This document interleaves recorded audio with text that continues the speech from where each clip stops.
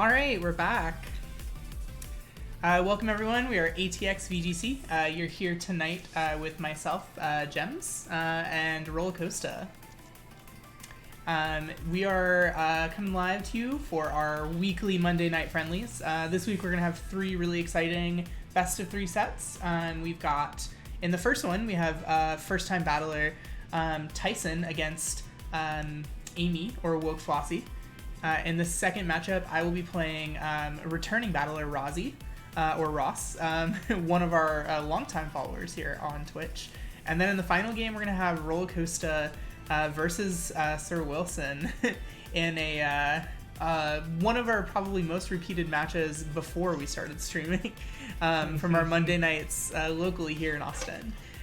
So super excited to get started tonight. Rollercoaster, do you have any kind of opening thoughts you want to throw out? No, it's just the 2 of us today, so we're going to be doing solo commentating on a couple of matches, so that'll be, at the very least, interesting to watch. Yep, exactly. Super excited.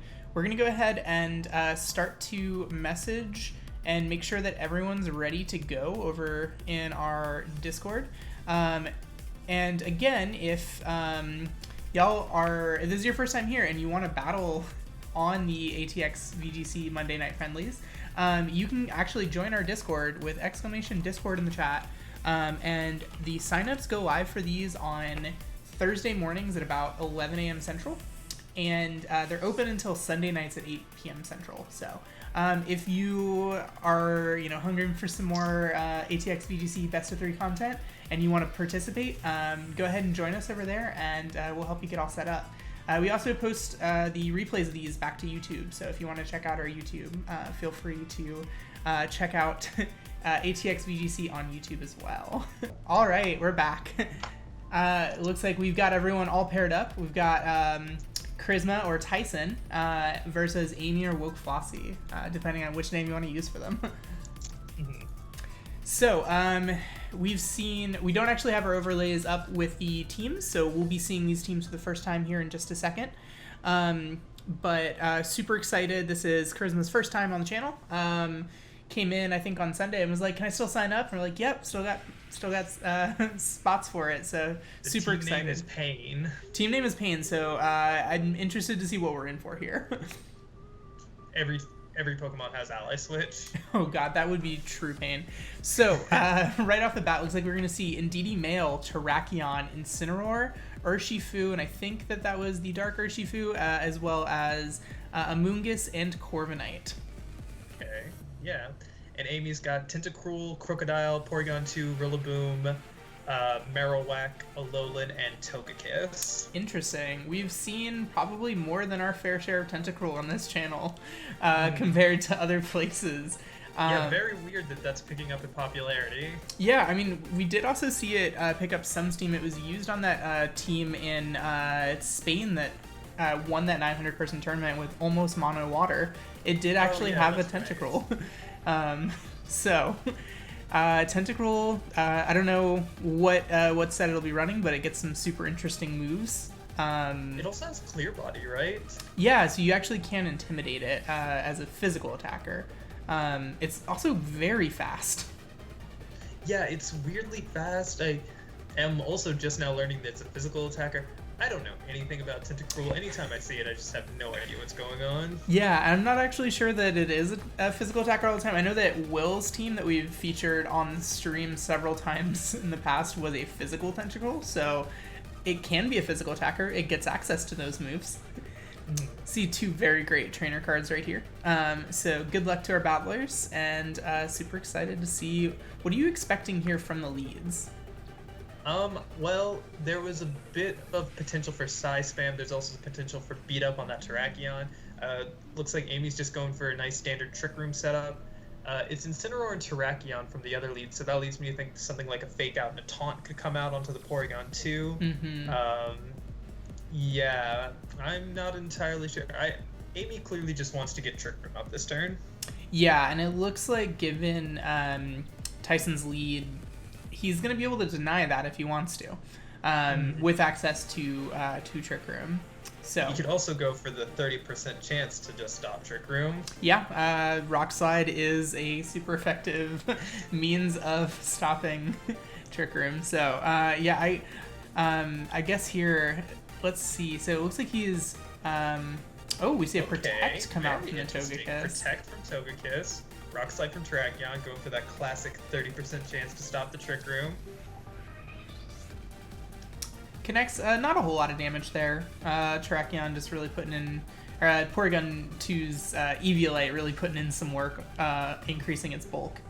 We see Incineroar getting the Snarl, going for some special attack drops, and the flinch does not happen, so Trick Room goes up. Yep, so looks like we're going to be operating under Trick Room for the first few turns of this matchup. So, given this positioning, Tyson has a much faster Pokemon on the field in Terrakion than Amy's, the rest of Amy's team, but at this point she doesn't have her Trick Room sweepers in. She only has Togekiss and P2 on the field, so she has to find a way to safely get in that Alolan Marowak or any of her other Trick Room sweepers. I would assume it's not going to be a Tentacruel, since we know that that's fast. Looks like Tyson might be giving her that opportunity by going for the Max. This could be a Max Rock Ball into the Togekiss just to take it out real quickly. Maybe even just a Max Knuckle to start charging up your attack and maybe deny KO so you can make those Trick Room turns go as wasted as possible. Yeah, no, interesting move here. Not particularly threatened from a Tri-Attack. Dazzling Gleam. Oh, the freeze. Oh my gosh. That is very unfortunate. Yikes, yeah. Terrakion could thaw out immediately, but yeah, that is not what you want to happen. Yeah, Dazzling Gleam doing absolutely nothing there. Yeah, it does pick up the crit onto the Incineroar, but unfortunately not really the mon you want to be hitting the crit on in this scenario. Yeah. Man, that is an unfortunate freeze. So, potentially, if Amy is feeling gutsy, she could just swap in one of her Trick Room sweepers right now. Like, she's frozen, so no one really knows what's going to happen at this point. Yeah, exactly. The Incineroar is threatening dark damage onto, say, if it's a Alolan Marowak or something else.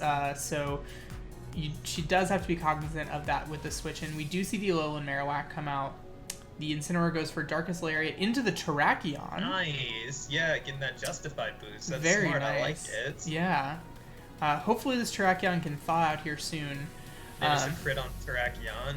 Yep, that crit kind of undoing all the work of the Snarl, and it's actually a double crit, so Terrakion unfortunately stays frozen. I believe it's a 20% chance to thaw every turn, or is it 30%? I think it's 20. Like, every single turn, it doesn't increase in odds, and there's no set amount of freeze turns. So, like, theoretically, Terrakion can just stay frozen until it dies tragically. Yeah, that's one of the reasons why freeze just feels like one of the least competitive. That freeze coming in the chat from the Kakatarosu, which I believe is Razi actually. So yeah, this is the second week in a row where we've seen a freeze potentially have an incredibly impactful turn on one game. So let's see what Amy can do to capitalize on some. It's not like she was clicking Tri-Attack expecting a freeze. No, I think she was just trying to chip it down as much as she could, and obviously if you get one of the 3 potential statuses, like, none of them are ideal to get on your Terrakion, but yeah, that definitely feels like one of the worst ones. Yeah, no, for sure. So we see the Dynamax coming out here from that Alolan Marowak. Gonna do a little celebratory dance. Yeah, you might recognize that celebratory dance from our YouTube intro videos as well. Oh, the Terrakion stays frozen again, unfortunately. Here comes the Max Quake from this. Yeah, and it looks like Amy doesn't really want to mess around with the chance of a wake up and just goes for the KO with the Max Quake into the Terrakion. Mm-hmm. Well, that is unfortunate. You couldn't have really done, like, I wouldn't have even predicted Tri-Attack, let alone, like, prepare for it to freeze. But Darkest Lariat's getting a solid chunk on Marowak this turn. Yeah, that's a good 20-30% there. Togekiss there does not end up getting the critical hit, so not doing a whole lot into that Incineroar. Ooh, now we get to see what type of Urshifu it is. Okay, it is the water Urshifu, which means it is not 4 times weak to fairy, so that's a positive. Yeah, it's only 2 times weak to fairy. But also that Togekiss has been dropped several times with Snarl, so we can see here, depending on whether or not the crit happens, as well as the potential item on that Urshifu. I know a lot of Urshifus tend to carry a sash. It feels more of the dark type Urshifu, but we can see what happens here as the Protect comes out from that Urshifu. So Togekiss just going for Follow Me, very interesting. yeah, it feels like here Amy is trying to avoid taking another Darkest Lariat into that Alolan Marowak, and instead is able to just go ahead and pick up the KO. So didn't lose anything by going for Follow Me, given the Protect. I perhaps fearing an Aqua Jet there. Yeah. Is Surging Strikes, Darkest Lariat, neither of those things are the things that you want to take on your Marowak. Yeah. So. Alright, and then Indeedee's going to come out. Yep, Indeedee male. So Psychic Surge. It also is going to hit harder. It has access to the one of the most unique new moves, we'll say, an Expanding Force that under Psychic Terrain it hits both of the opponent's Pokemon, and it boosts its damage pretty significantly at the same time. Yeah, so there's a lot of damage coming out from Tyson's side. They just need to like make it through this Trick Room and fire back, because Porygon's not on the field, so maybe you have a solid chance of making it through this. Yeah, Togekiss is just going to go for the Follow Me, keep that Marowak as safe as possible. That's like your main damage hitter right now. And Indeedee's... Oh, Trick Room's already over. I wasn't paying attention. Yeah, sorry. That animation ended, I believe, at the end of last turn. So the Surging Strikes here, very cool animation. That actually, I'm not sure that will not be a KO there. It looks like... Togekiss barely hangs on. Yeah, so it will go down to another Expanding Force here. And Urshifu takes about 60% from that Max Phantasm, as well as the defense drops here. Not sure that will be super relevant, because I don't think that this Marowak is going to live this turn. Yeah, the Expanding Force is going to take out the Togekiss, so Urshifu is definitely going to get hit on it. I don't really know if there's anything that you can do about that. Tyson may be able to pull this out by getting a double KO this turn. Yeah. We have only seen one of Amy's 2 Pokemon in the back in Porygon 2. I don't believe we've seen the 4th one, so she still does have access to 1 more Pokemon. And if she's able to get Trick Room up again, then it could potentially be pretty hard, as that Indeedee is incredibly fast, looking to be Choice Scarfed. Yeah, it did move before Urshifu, so it is Choice Scarfed. Or at the very least, it's an incredibly slow Urshifu. Yeah, I mean, I know we saw the items, but let's pretend. Yeah, let's pretend we haven't seen the items. So actually, we see the switch here into the Rillaboom. Rillaboom. Interesting. Very good. Gonna deny the spread damage here from that Expanding Force, as well as be able to eat up with Surging Strikes pretty well. Togekiss goes for Protect, but if Urshifu targeted that slot, that doesn't really matter. Expanding Force comes out, targeted the Togekiss, so it's now a single target, so it doesn't do anything. Surging Strikes, Rillaboom's just gonna eat that for days. Yeah, and have access to a priority move in Grassy Glide immediately after this, with Tyson being unable to reset the terrain. So Amy feels like she's in a little bit clearer of a driver's position right here. Yeah, I think Tyson's win con at this point is that Amy doesn't have Grassy Glide for some reason. Yeah. It's always nice to just do some scouting this turn.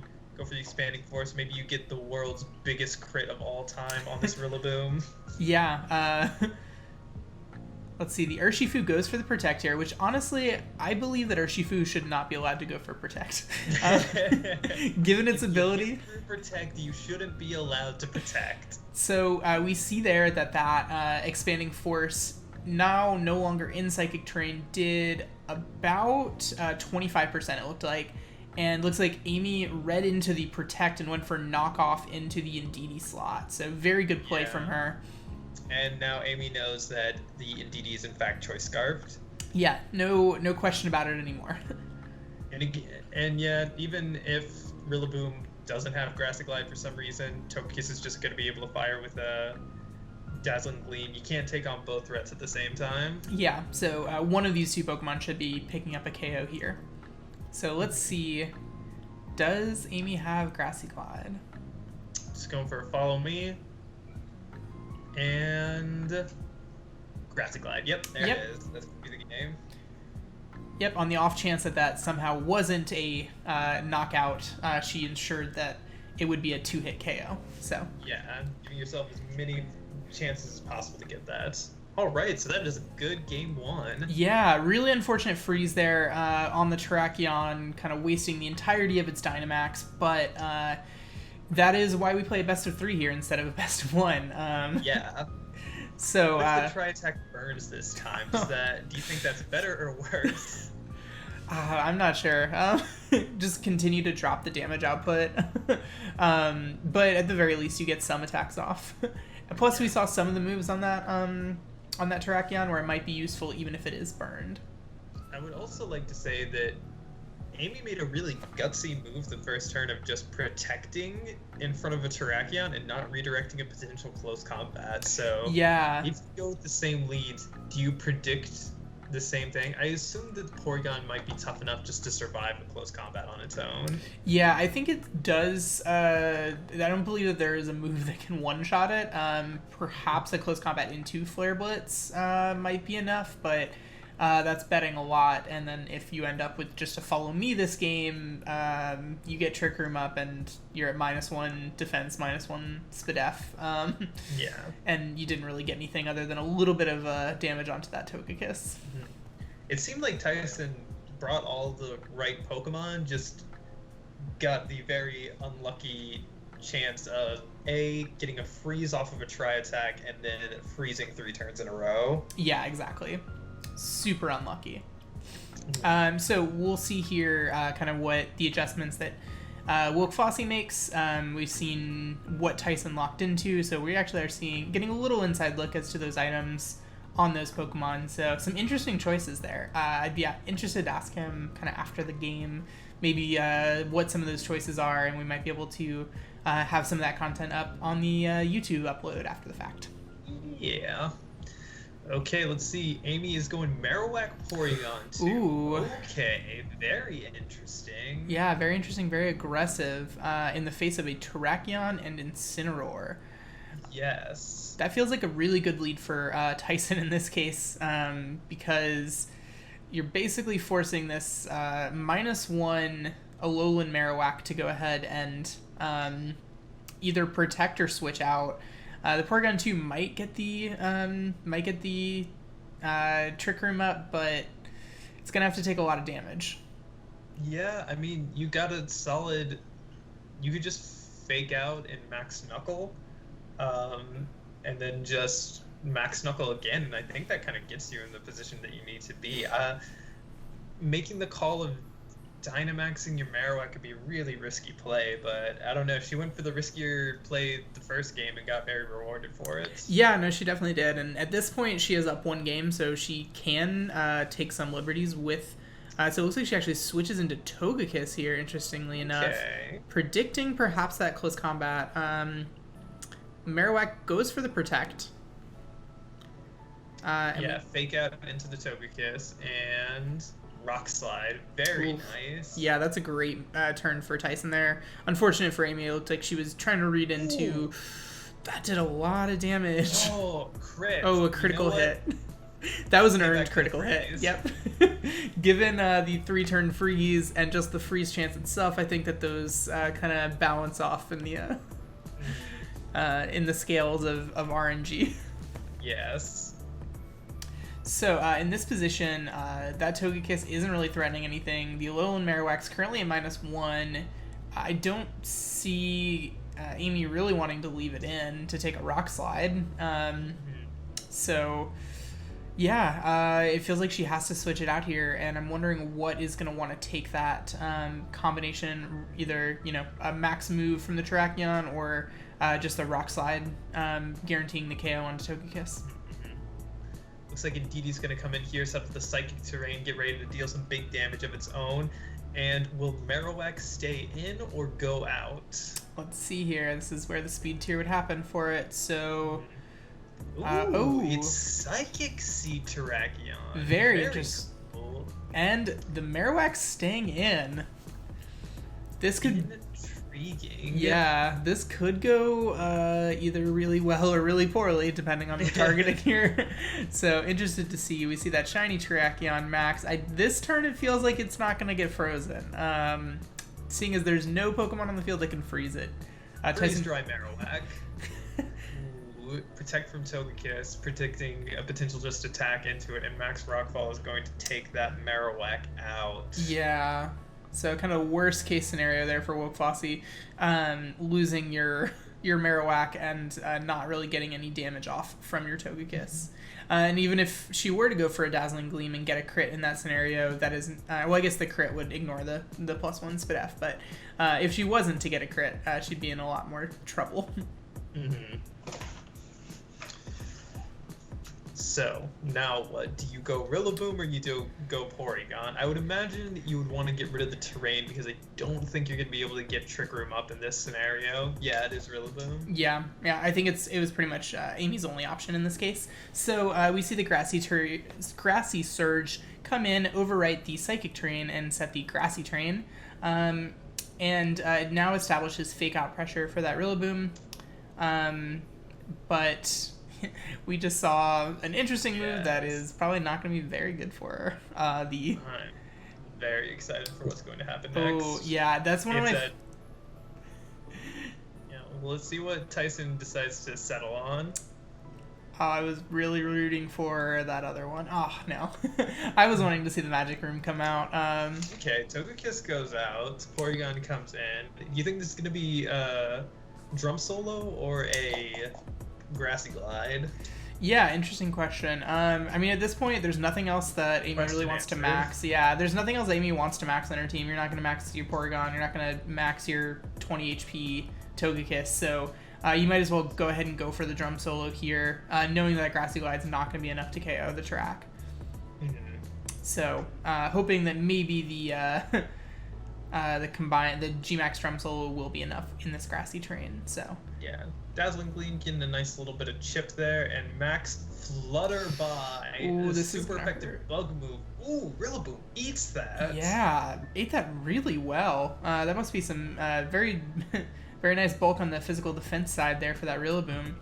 But we also know that this Terrakion doesn't have any boosts at this point on its attack, and that G-Max Drum Solo, 160 base power is enough to go ahead and KO that Terrakion. Good pressure there from Amy. Yes, that hits, and it hits hard. Yeah, I think it's unfortunate because we're probably about to see... the Incineroar did live earlier in the game, correct? And it switched out. It did. Yeah, it just cleanly swapped out. Yeah, so I think that's what we're getting ready to see right here with a Intimidate to come down on this Rillaboom.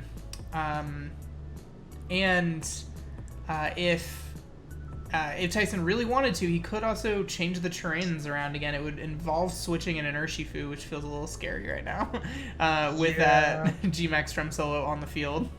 I don't know if you want to lose your Shifu because the Sandstorm's still up. I don't think that Tyson has the tools to stop Trick Room this turn. Yeah. So interestingly enough, we do see that switch there. So depending on what calls get made here, I think we might see some... This could swing the battle pretty strong in one way or the other. Because if that Urshifu is able to get in here unscathed and only lose its sash to the sand, then it's probably in a slightly better position because it's just going to switch back out to the Indeedee the following turn. Yeah. There's no way that it stays in here, right? Max Darkness, that was definitely going into the Indeedee spot. It's gonna... Ooh, Urshifu takes it very, very well. I always forget how high the physical defense is on Urshifu. Yeah, really just being the special defense where it's lacking. Yeah, that just got dropped too. Ooh, okay, nice damage. Ooh. Yeah. Oh, and try attack, not going for the Trick Room. Interesting. Into the Incineroar. Not really doing a whole lot there. Hoping that -1 Spadef would be helpful. but the Max Flutter Bee that Tyson had gone for the previous turn, putting in some work, dropping that Porygon 2, who also didn't get, it's worth noting, got the attack boost when it came in, not the... We also learned that Rillaboom is faster than the Incineroar this turn. Yeah, that's true. That is good information that we had not seen. And we know that this Rillaboom doesn't look like it's going to live another Flare Blitz. Yeah, but if you're Tyson, if you can just get rid of the Porygon this turn, I think you're in the clear. Yeah, that's true. Amy still has her Togekiss in the back, which has very little HP, so if you're able to go ahead and pick up a KO here, yeah, if you can deny Trick Room, you're in a much better position. Yeah, I think the scariest thing from Tyson's end is Togekiss just switching in this turn so that you don't get the KO on it and you die to the drum solo. Yes, yeah, that would be really scary to see. So what does Amy go for? Yeah, we see the Indeedee switch out here, and I believe we're about to see a Protect come out from the Urshifu. So yeah. Porygon stayed in. So this could be a Trick Room and a G-Max Drum Solo into that Urshifu slot. Oh, that does a lot through Protect. Oh, that was a critical hit. Very untimely critical hit there. So, Porygon 2 not going for the Trick Room again. Going for tagging. Okay. Looks like perhaps Amy was reading into, I don't know, knowing that the Rillaboom outsped the Incineroar, thinking perhaps if that Incineroar doesn't KO me this turn, I want to be faster than it next turn. Yeah. But now Tyson's got a really clean just expanding force in close combat, and like even a Togekiss switch in isn't going to help you from that. Yeah, Togekiss will go down. I'm expecting this Rillaboom might still go ahead and go out. The Togekiss isn't outspeeding. Isn't going to be outspeeding anytime soon, so might make sense to preserve the grassy terrain and be able to reestablish both Fake Out Pressure and Grassy Glide. Actually, have we seen Fake Out come out from Amy's Rillaboom? No, we haven't. We've only seen Knockoff and Grassy Glide. Yeah, that's right. So yeah, we don't actually know that this is, in fact, carrying the Fake Out move. So, see the Incineroar come out and Intimidate again onto that Rillaboom, who's now at -2 on its attack. Rillaboom does switch out. Here comes Togekiss, only to faint immediately. Yeah. And we'll see... Expanding Force. What did this Porygon 2 go for? That did another critical hit. We got critical hits left and right in this game. All day, every day. There's the Trick Room. Yep, we finally see the Trick Room established, but that's not a great time because now your Rillaboom is going to be undersped, and so the Incineroar will be moving first under Trick Room. It also has access to Fake Out, and there will no longer be Psychic Terrain once this Rillaboom switches in. Yes. But I don't think a Fake Out and Expanding Force into the Porygon get it, so potentially Porygon can bring this back by just recover stalling everything. Yeah, that's true. A Fake Out into that Rillaboom can stop a Grassy Glide, which is more or less the only way through that Urshifu in the back, given the fact that I think that the only offensive move we've seen from this Porygon is that Tri-Attack, so not going to be doing a ton into a Fighting and Water type, especially without any kind of boosts. So let's see here. Very close. I believe Porygon has the ability to bring this back, but I just don't know what's going to happen anymore. Yeah, no, fair. So we see the Fake Out into the Rillaboom, goes ahead and picks it off. KO. Yep. And we'll see an expanding, or no, the Tri-Attack comes out next. That's correct. Okay. Do we see a freeze? I think, if Porygon was going to bring it back, it needed to recover that turn. Yeah, no, I agree. It is going to move first out of all these, so it can recover, and we know that Indeedee is locked into Expanding Force, so short of a switch out, which might be a safe turn to switch out here to reestablish your Psychic Terrain and go for the Expanding Force later. Much more powerful. Yeah. Looks like Tyson's going to go ahead and opt to go for the knockout here. Yeah. Amy seems to think that Porygon does not have the ability to pull it back after that. Yep, and we are headed to Game 3 here. Game 3. Good stuff. Yeah, really, really well played battle there. Playing through Trick Room, playing through the terrain, switching and repositioning. We got a lot of good information in that battle too, around the Incineroar speed relative to the Rillaboom speed, as well as some confirmation of some of the items, like the Psychic Seed on the Terrakion. Yes, bring it, Tyson. You know you want to. Dang it. Our Amoonguss Whisper roller coaster here. I was just thinking, like, Tyson's got Amoonguss. That's the best Trick Room counter there is in the world. Yeah, you let your opponent get Trick Room up, and then you just put all of their sweepers to sleep. Given, depending on how fast this Amoonguss is, it can go ahead and underspeed that Alolan Marowak pretty easily. We haven't seen the Tentacruel come out yet.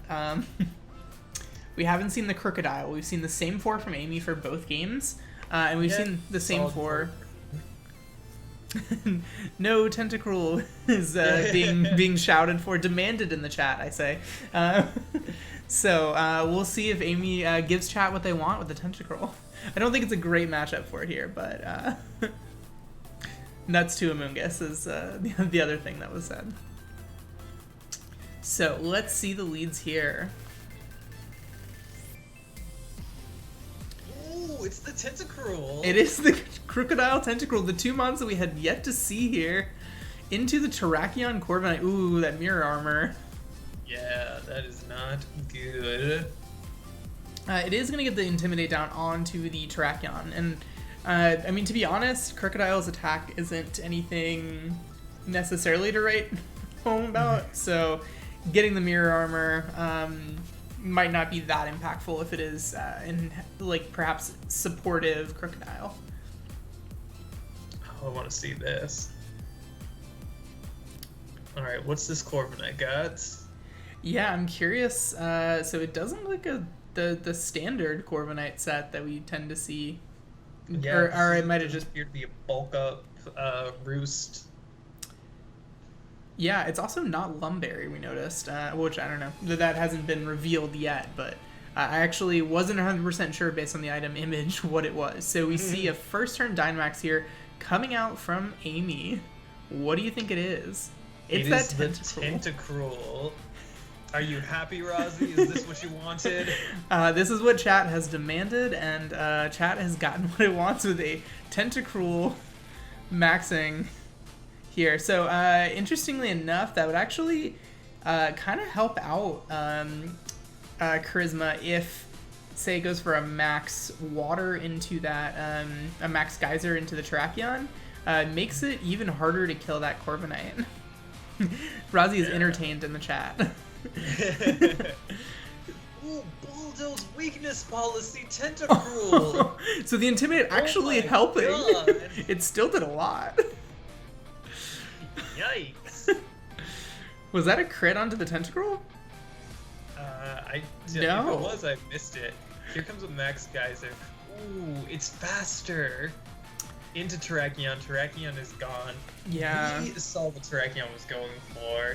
It was a coaching that turn. So it looks like Corviknight's just going to be relying on their own stats. Yeah, which if you're not going to be clicking bulk up turn 1, coaching's kind of your next best thing. Even kind of better in that you get an attack off as well as the coaching boost. So we'll see if this Corviknight +1 can outspeed this Tentacruel in the rain. Yeah. I will say I don't know my Tentacruel speed tiers again. Corviknight tends to not run a lot of speed on it. It tends to favor just having more bulk. Mm-hmm. But this looks like a really solid Surging Strikes and just another max Airstream if you outspeed that Tentacruel.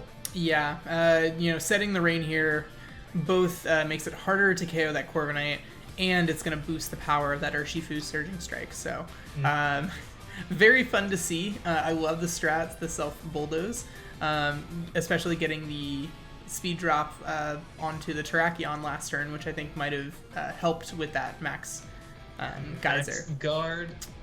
Crocodile going for bulldoze. I believe that is a scarfed Crocodile. I think it is. So it looks like it's mostly going to go ahead and try to get speed drops onto the Urshifu and deny the speed gain from the max Airstream. So The Surging Strike's coming out here into that Crocodile. It should be enough to KO in the rain. Yes. Don't think we need to... Oh my god, it doesn't even need all 3 of the Surging Strikes. Yeah, that is... That's some power right there, especially given it's like, what, each hit is 35 base power? It's 25 25 base power, even worse. Yeah. Yeah, that's something. 25 base power, always critting. So those are not lucky crits for folks who have been paying attention and saying, hey, that Surging Strikes move always crits. That's some lucky draws there from Tyson. That move always crits. Togekiss, this could be Amy's savior. This could be really interesting here. So we see, yeah. Given the weather right now, this Corviknight still is looking pretty tough to KO right where it's at. I don't see a move on the Tentacruel that's been shown that can go ahead and KO, seeing as one of its stabs is completely immune to Corviknight, and then its other one will be resisted. Plus 2 guys are in the rain is Corviknight's not going to enjoy getting hit by that, that's for sure. No, but if it's physical, that might not be quite as bad as if it was a special. So let's see. We see the Intimidate come out here. So again, we're not sure if this is physical or... Oh, and in here we see the clear body interaction.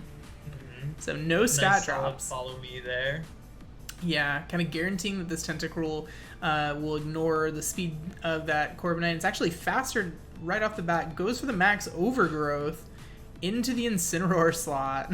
Man, I apparently am way more afraid of this Corviknight than Amy is. Yeah, she is just ignoring that Corviknight left and right. We'll see if that ends up paying off for her, or if it ends up being a little painful in the end. So Corviknight not doing a ton. We also, because it didn't go for any boosts to begin with, its only boosts right now are on the speed. It's +2 speed, but has no attack boost, no defense boosts. That might be a little scary if you're Amy. I mean, yes. if you're Tyson, I should say. Because how does Amy KO it? We're not quite sure, but what's it gonna KO?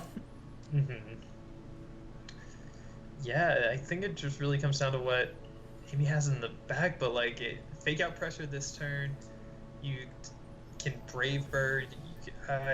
I really think that Amy should have tried to at least get some damage on this Corviknight instead of just leaving it completely alone. Yeah, no, I think I agree that she... And it looks like she's not going to opt to try and... switching into Rillaboom here. So the Fake Out comes out into the Tentacruel. And this Brave Bird should be enough to pick up the KO. I know that... oh, definitely.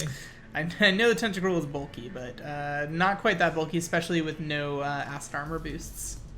Yeah, and with that Tentacruel down and your other 2 Pokemon being Togekiss and Rillaboom, I don't see a way through this. Yeah, Corviknight. Yeah, anything short of the rain expiring and getting a Heat Wave off of the Togekiss, but I think we've seen Follow Me protect Dazzling Gleam, so unless it's Heat Wave over Air Slash for some reason, pretty safe bet here for Tyson. So, yeah, interesting positioning. Well played. So let's see here kind of what the additional kind of last few turns play out. Yeah, Urshifu comes in.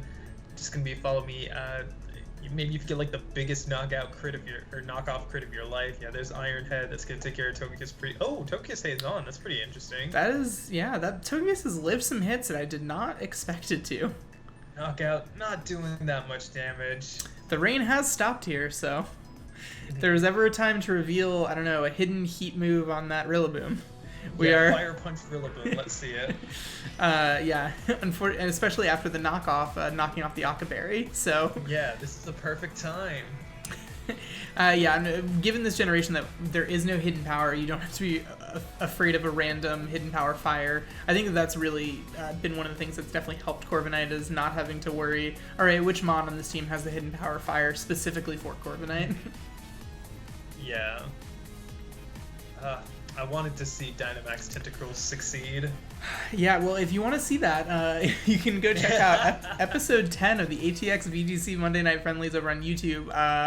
You'll see me losing pretty bad to that, because I had no idea what it did, and it just swept me. Looks like there was no Grassy Glide coming out that turn. if Rillaboom has a way to just hit it for decent damage, Woodhammer, I don't think that's gonna. Oh, that does nothing. Yeah. What about a Grassy Glide now? It's close. If you crit a Grassy Glide, do you get rid of this Corviknight? Yeah, critting that into a crit on the Ensign with the Dazzling Gleam, that's somehow enough to take out the Ensign, so it doesn't fake out either of those Pokemon next turn. It feels like there's just not enough HP left for Amy. Even if she was able to kind of summon the RNG of game 1 with the freeze. I don't know, maybe if she somehow... all of a sudden has the ability to flinch. Yeah, get a Grassy Glide flinch. How horrible would that be if it was a priority Rillaboom stat move that could also flinch? Yeah, I'm glad that's not. I'm glad that's not it. So here we'll see what's in all likelihood the last turn. Grassy Glide. Nope. It's gonna live on about 21. The Corviknight goes for Roost here to go ahead and prolong its longevity. And we'll see the Togekiss go for another Dazzling Gleam. It appears to not have Heat Wave. Yeah. Grassy Glide is already OP enough, is coming in from the chat. We agree with you, Rozzy. No. Flinch and also have a chance to burn or freeze, like Grass Burn. Grass Burn. It's an interesting idea, but I like that they added the Scorching Sands move it's a ground type move with the chance to burn. So here it kind of seems like this Rillaboom, we haven't seen Protect from it yet, have we? No, we haven't. And we don't see the Protect from Togekiss in this instance. With the Grass Drain gone, it looks like it's over. Yep, that's going to be enough for Tyson to go ahead and close this out. So really good best of 3 from our two battlers here. Again, thank you to Tyson for being a first-time battler and letting us use your capture card. So yeah, that was a great set. Thanks to both Amy and Tyson. That was a great stuff. Yeah, GG's. Hey, you like that video? We think you should check this out, and YouTube thinks you should check this one out. Be sure to subscribe for more content.